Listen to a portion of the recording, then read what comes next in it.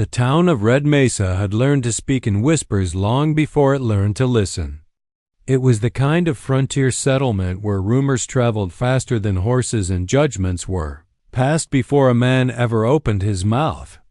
On the morning of the wedding, the dust lay thick on the street, stirred by boots, wagons, and restless opinions. Every movement seemed to carry a murmur with it, and at the center of those murmurs stood the Apache groom. He did not arrive with a loud procession or a show of bravado. He walked into town the way he walked everywhere, straight-backed, unhurried, his eyes steady and observant. His name was spoken often that day, but rarely to his face. Men leaning against the saloon laughed quietly into their cups. Traders at their stalls exchanged knowing glances. Even women paused mid-conversation when he passed, lowering their voices as if weakness were contagious. "He's too quiet," one man muttered. "Never seen him raise his voice," said another. "A man like that?" Someone scoffed. "Not man enough." The words followed him like shadows. Stretching long in the morning sun, the bride heard them too. She stood inside a borrowed room above the general store, hands folded tightly in her lap as other women helped fasten her dress. Through the open window came the sound of the town boots on wood, laughter, the clink of bottles, and beneath it all, the whispers. She had tried to ignore them since the engagement was announced, telling herself that people always feared what they did not understand. But fear had a way of planting doubt, especially on a day when everything felt fragile. They said her groom was strange, that he lacked fire, that he had never proven himself the way men were expected to prove themselves in places like Red Mesa. No wild stories, no drunken fights, no loud claims of conquest. To the town, silence was suspicious. She remembered the first time she had met him. He had spoken little then too, but when he did, his words were careful, chosen like stones placed to build something solid. He had listened more than he talked. At the time, she had found it comforting. Now, surrounded by the expectations of the town, she wondered if comfort was enough. Outside, the Apache stood alone near the ceremony grounds, ignoring the glances thrown his way. He felt the mockery as clearly as if it had been spoken aloud, but he did not flinch. He had known this day would be heavy with judgment. To the townsfolk, he was an outsider twice over by blood and by nature. He did not laugh loudly. He did not boast. He carried himself with restraint, and restraint was often mistaken for weakness. A group of men passed close by, their voices just loud enough to wound. "Poor girl," one said. "She'll find out soon enough," another replied, chuckling. The Apache's jaw tightened, but only slightly. He had learned long ago that reacting to cruelty only fed it. Strength, as he understood it, was not about answering every insult. It was about knowing which moments truly mattered. The elders who had arranged the marriage watched him closely. This union was meant to bring peace, cooperation, and survival in a harsh land. Yet even they wondered how much weight a quiet man could carry. Could silence hold a home together? Could patience protect a family? These were questions the town asked freely, without shame. As the sun climbed higher, the tension grew thicker than the dust. The bride took a deep breath and rose to her feet. Doubt still lingered in her chest, but beneath it was something else, a memory of his calm eyes, his respectful distance, the way he had never once tried to claim more than she was willing to give. Outside, the Apache lifted his gaze toward the horizon. He did not pray for approval. He did not wish to change their minds. He only resolved to be exactly who he was when the moment came, because he knew something the town did not. Yet understand that real strength does not announce itself before the test. It waits. By the time the ceremony began, Red Mesa had gathered like a jury that had already reached its verdict. People stood shoulder to shoulder around the open clearing, some out of curiosity, others out of skepticism.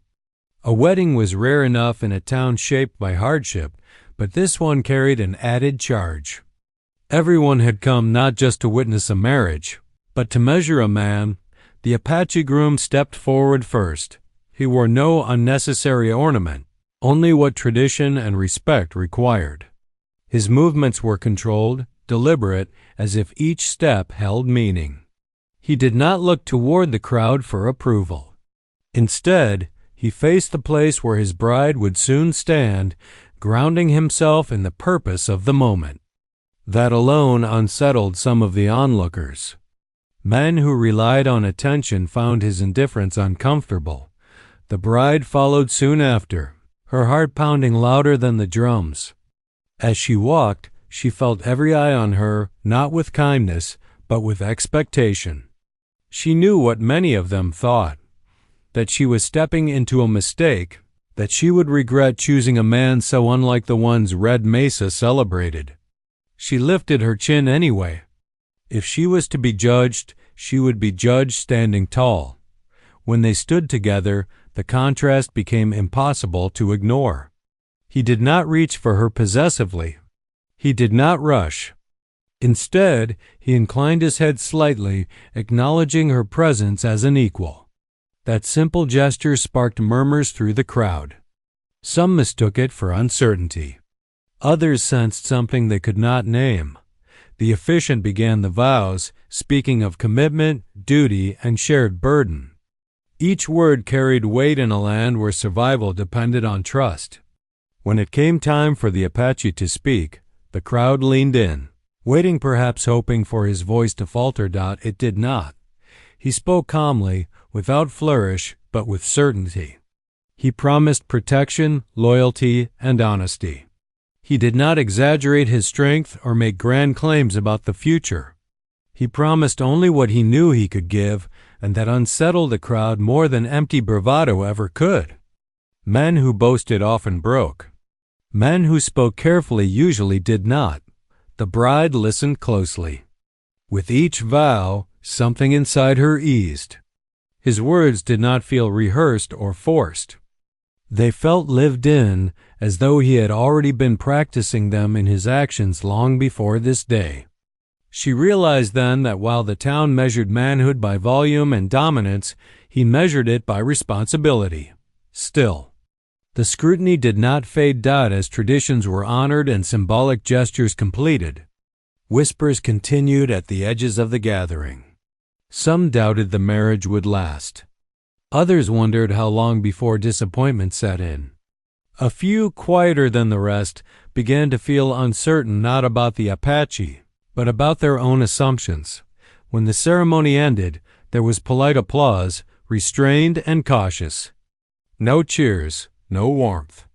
The celebration that followed felt obligatory, as though everyone were waiting for proof that their doubts were justified. Apache noticed everything. He noticed the way men watched him from the corners of their eyes. He noticed the way laughter came too quickly, too sharply. He noticed the bride's tension when she thought no one was looking. And he understood that this marriage, though sealed by vows, was still on trial. Rather than bristle, he adapted. He stayed close enough to offer reassurance, yet far enough to grant her space. He answered questions respectfully, even when they were laced with insult. When a man tested him with a mocking remark, he responded with calm indifference, not submission control. Each time, the mocker was left standing alone with his own pettiness. The bride began to see it then. This was not weakness. This was discipline. As the sun dipped lower and shadows stretched across the ground, she realized something important. The town wanted him to fail because failure would confirm what they believed. His restraint denied them that satisfaction. And in denying them, he revealed a strength far rarer than force. By nightfall, the ceremony was over, but the judgment was not. The town waited for what came next, convinced that truth would reveal itself when no witnesses remained. They did not yet know how wrong they were. Night came gently to Red Mesa, settling over the town like a held breath. The celebration faded without ceremony. No wild laughter, no songs carried into the dark. One by one, people drifted away, their curiosity temporarily satisfied, their judgments merely postponed. Doors closed. Lanterns dimmed. The town withdrew into itself, confident that the real test of the marriage would happen beyond its sight. For the bride, the quiet felt louder than the crowd ever had. She followed her husband to the small dwelling prepared for them at the edge of town. Her steps hesitant, her thoughts restless. The whispers from the morning still echoed in her mind, each one pulling at her confidence. She had stood beside him through the vows with resolve, yet now that they were alone, uncertainty pressed in. This was the moment everyone had spoken about, the moment the town believed would expose him. The Apache opened the door and stepped aside. Allowing her to enter first, the gesture was small, but it startled her. Most men she had known rushed forward, claimed space, filled rooms with their presence. He did neither. Inside, the room was simple. A narrow bed, a small table, a single lantern casting soft light against the walls. The air carried the scent of wood and dust, nothing more. He closed the door behind them, then paused. For a long moment, he said nothing. He did not approach her. He did not assume familiarity or ownership. Instead, he stood where he was, giving her time to breathe. The silence stretched, not uncomfortable, but deliberate. It was the silence of someone who understood that trust was not taken. It was built. She turned to face him, studying his expression. There was no arrogance there, no impatience. Only attentiveness. As though he were listening to something deeper than words. "You don't owe me anything tonight," he said at last, his voice low and steady. Not explanations. Not courage. Not fear. The words caught her off guard. She had prepared herself for many things. Awkwardness, expectation, disappointment, but not this. Not kindness that asked for nothing in return. She sat down slowly, tension easing from her shoulders. The quiet, she realized, was not empty. It was safe. He spoke again, not to impress her, but to include her. "I know what they say," he continued. "I hear it too. But what they believe does not have to follow us inside." In that moment, something shifted. She saw that his strength lay in restraint, in the way he controlled the space, the moment, himself. He did not rush to prove anything. He did not treat her as a test to be passed or a doubt to be erased. Instead, he treated her as a partner whose comfort mattered. They spoke then, slowly, carefully. He asked about her fears without pressing for details. When she hesitated, he waited. When she spoke, he listened as though every word had weight. The town had called him quiet, but she now understood that quiet could be intentional. Quiet could be powerful. Outside, the night wind moved across the land, carrying with it the last traces of laughter and judgment. Inside, the bride felt something she had not expected to feel so soon. Calm. The Apache tended to practical things, adjusting the lantern, ensuring the door was secure, checking the window, small acts of protection that required no announcement. He did not perform strength. He practiced it. As the hours passed, the bride realized that nothing dramatic needed to happen for the truth to emerge. There were no bold declarations, no moments meant for gossip. What mattered was this: he gave her space when the world had given her pressure. He offered patience where others demanded proof. The town believed silence hid weakness. But here, in the stillness after the celebration, she began to understand that silence could also hold respect, control, and quiet courage. And for the first time since the rumors began, she felt certain that when strength truly mattered, this man would not fail her. Morning was still hours away, but the night had softened. The lantern's light burned lower now, its glow steady, unhurried, much like the man who moved within it. The bride watched him as he tended to small, ordinary things, and she began to notice how every action carried intention. Nothing was rushed. Nothing was careless. He noticed the chill in the air before she mentioned it. Without comment, he placed another blanket near her, careful not to crowd her space. It was not the act itself that stirred her, but the awareness behind it. He paid attention. In a world that praised men who took without asking, his attentiveness felt quietly revolutionary. They spoke more as the hours passed, not in long speeches, but in truths shared carefully. He told her of the land he came from, of lessons taught by elders who believed strength was proven through endurance, not display. He spoke of responsibility as something sacred, not burdensome. When he mentioned fear, he did not hide it or apologize for it. He named it honestly, then explained how he learned to move forward without letting it rule him. She listened, surprised by how natural it felt to trust him. When she spoke of her own worries of being judged, of being measured by the town before she had a chance to live her own story, he did not interrupt. He did not dismiss her fears or try to solve them too quickly. He acknowledged them, the way one acknowledges a storm, with respect, not panic. "This place is loud," he said quietly. "It mistakes noise for certainty." Those words stayed with her. She realized then how deeply the town had misunderstood him. They believed strength needed witnesses. He believed it needed purpose. The difference showed itself in moments that would never become gossip, the way he waited instead of insisting. The way he chose words that healed rather than wounded.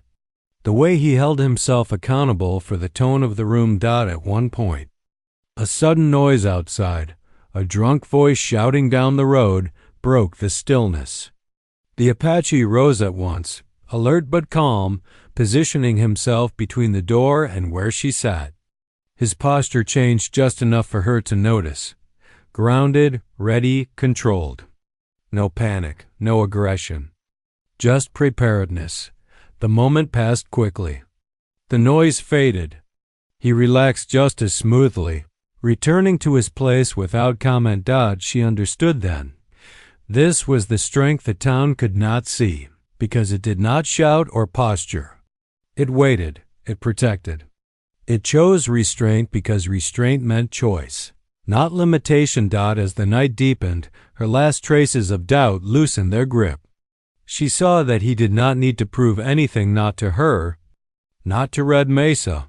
His life had already trained him for what mattered most, keeping those under his care safe, respected, and whole. When she finally lay down to rest, she did so without fear.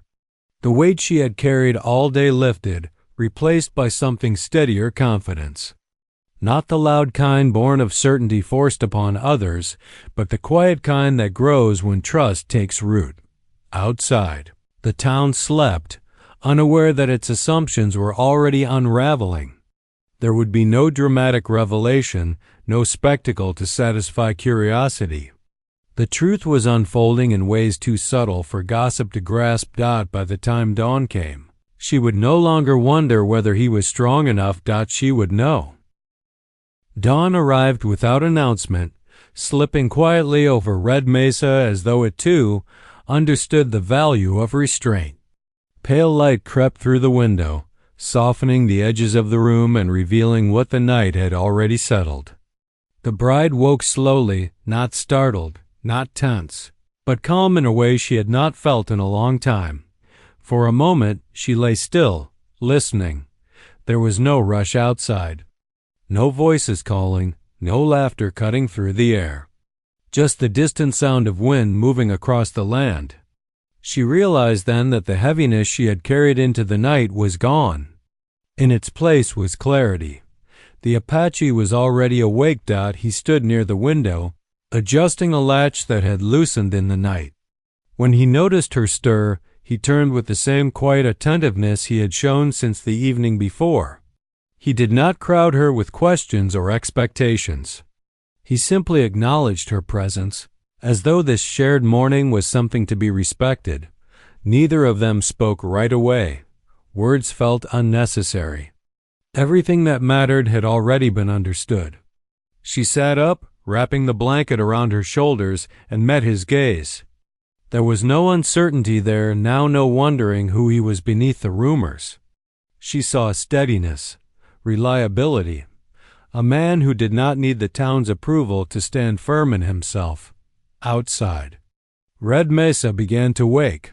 A few early risers passed by the dwelling, their footsteps crunching against the dirt. Curious glances flicked toward the door, subtle but unmistakable. The town had been waiting for signs proof that its doubts had been justified. But there was nothing dramatic to see. No raised voices. No hurried movements. Just quiet. When the door opened, the bride stepped out first. She stood straighter than she had the day before, her expression composed, her movements unhurried. The Apache followed beside her, not behind, not ahead. Together, they walked into the morning light as equals. Those who watched noticed the change immediately. Something about the way she carried herself silenced the questions before they could be asked. A woman from the general store paused mid-step. A man near the water trough stopped what he was doing. No one laughed. No one whispered. They sensed it instinctively, the absence of doubt. The Apache did not look toward them. He focused instead on the path ahead, aware of his surroundings but unconcerned with judgment. That too was noticed. Men who sought approval always searched faces. Men who knew their worth did not need to. The bride felt a quiet satisfaction settle within her. She did not feel the urge to defend him or explain anything to anyone. The truth was not hers to announce. It was evident in her calm, in the way she walked beside him without hesitation. As they moved through town, the rumors that had once felt heavy now seemed fragile, hollow. The night had not exposed weakness. It had revealed strength of a kind Red Mesa was unaccustomed to recognizing. By the time the sun climbed higher, the town's certainty had begun to crack. Not because anyone spoke against it, but because silence, once again, had done the work. The Apache paused briefly, ensuring she was comfortable before continuing on. The gesture was subtle, nearly invisible, but she noticed. She always would. This morning did not belong to the town. It belonged to them. And without a single word spoken in defense, everything that mattered had already been proven. Time, more than any argument, revealed the truth Red Mesa had refused to see. Days passed, then weeks, and the town watched, not with the sharp curiosity of gossip, but with the slow attention of people beginning to doubt their own judgment. The Apache did not change to suit them. He rose early, worked steadily, spoke only when words were necessary.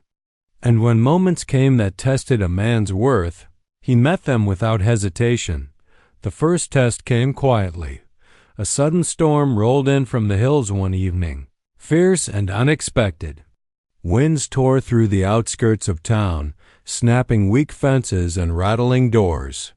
While others panicked, the Apache moved with purpose, securing the roof, reinforcing the door, guiding his wife to safety without a word wasted. He did not shout commands or seek help he did not need. He simply acted, calm and prepared. When the storm passed, their home stood firm. People noticed. Another test followed soon after. A dispute broke out near the trading post, voices rising, tempers flaring. The situation threatened to turn violent, as such moments often did in Red Mesa. The Apache stepped between the men, not with aggression, but with authority born of control. His presence alone slowed the argument. When he spoke, his words were measured, direct, impossible to ignore. The conflict dissolved, leaving behind an uneasy silence and a new respect. Still, he did not boast. The greatest proof, however, revealed itself in the ordinary days. In the way he honored his wife's voice when decisions were made. In the way he stood beside her in public without ownership or distance. in the way he carried responsibility without complaint. Strength showed itself not in a single night, but in consistency. The bride saw it clearly now. The man she had married did not perform masculinity, he lived integrity. He protected without smothering. He led without dominating.